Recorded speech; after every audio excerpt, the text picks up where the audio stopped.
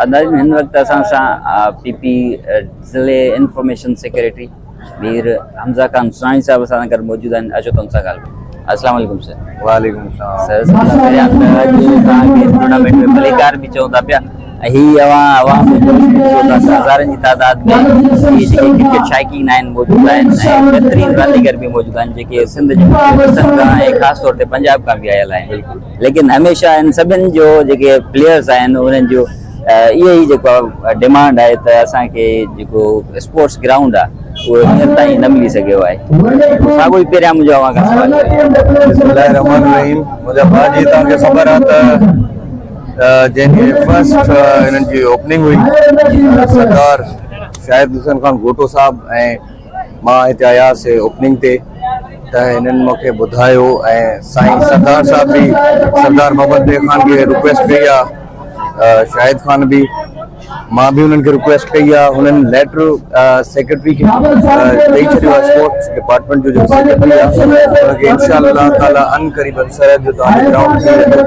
छो त ग्राउंड जेका सरदार साहब सां मुंहिंजी ॻाल्हि थी त हुननि वाकई ॿुधायो त हाल फ़िलहाल असां ग्राउंड नयो कोई नथा ॾियूं, पर हिकिड़ो ग्राउंड आहे असां वटि, उहो असां इंशाअल्लाह सरहद खे ॾियूं था। सेक्रेटरी साहब आहिनि असलम साहब, त हुननि सां बि मुंहिंजी ॻाल्हि थी अॻिले ॾींहुं। सभु जेका बि असांजी क्रिकेटर आहिनि हितां जा बॉइज़ छोकिरा उहे मां वटि आया, हुननि जी साम्हूं ॻाल्हि थी। हुननि इहो ॿुधायो त सरदार साहब चई छॾियो, मिनिस्टर साहब चई छॾियो आहे इंशाअल्लाह अन क़रीबन सरहद जो थी वेंदो। तव्हां ही क्रिकेट जो जुनून कीअं ॾिसो था? केतिरा शाइकीन आया आहिनि, हिननि जे जोश ऐं जज़्बे खे कीअं ॾिसो पिया? बहितरीन, ॾाढो बहितरीन, मतिलबु कि माण्हुनि जी हिकिड़ी इंजॉयमेंट आहे, माण्हुनि खे हिकिड़ो मतिलबु कि सुठो मैसेज वञे थो पियो त इहे शयूं बि आहिनि।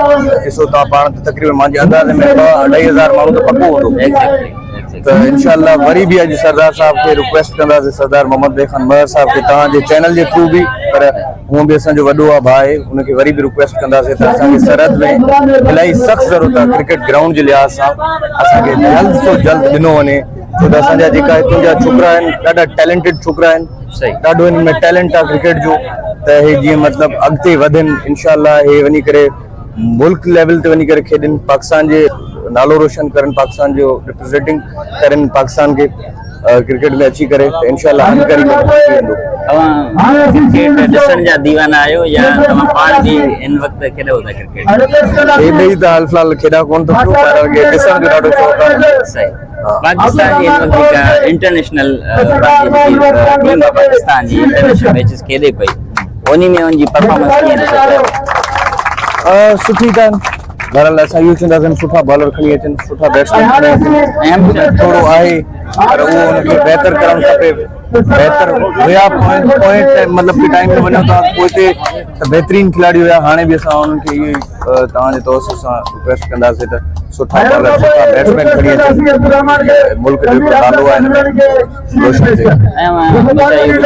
ऐं सिंध सां जेको माटेली माहवार शुरू कयो specially in the field of sports, माना इंटरनेशनल मैच में या जेके असांजे डोमेस्टिक भी थींदा नी पाकिस्तान लेवल ते, उन में भी सिंधी प्लेयर्स खे नज़रअंदाज कयो वेंदो आहे। इन बाबति तव्हां छा चवंदा? मां सम्झां थो पियो त सिंधी जेका भी क्रिकेटर आहिनि, जेका भी पंहिंजा छोकिरा मतिलबु कि बॉइज़ खेॾनि था, सरदार मोहम्मद बे खान महर साहब हुनजे लाइ ॾाढो स्टैंड वरितो आहे, ऐं तव्हां ॾिसो ॾहाणी खे नहीं आया नी इंशाअल्लाह ताला छोकिरा निकिरंदा वेंदा, इंशाअल्लाह हमेशा पीपल्स पार्टी उन्हनि खे सपोर्ट कयो आहे, इंशाअल्लाह अॻिते बि कंदी। ठीकु आहे, थैंक यू।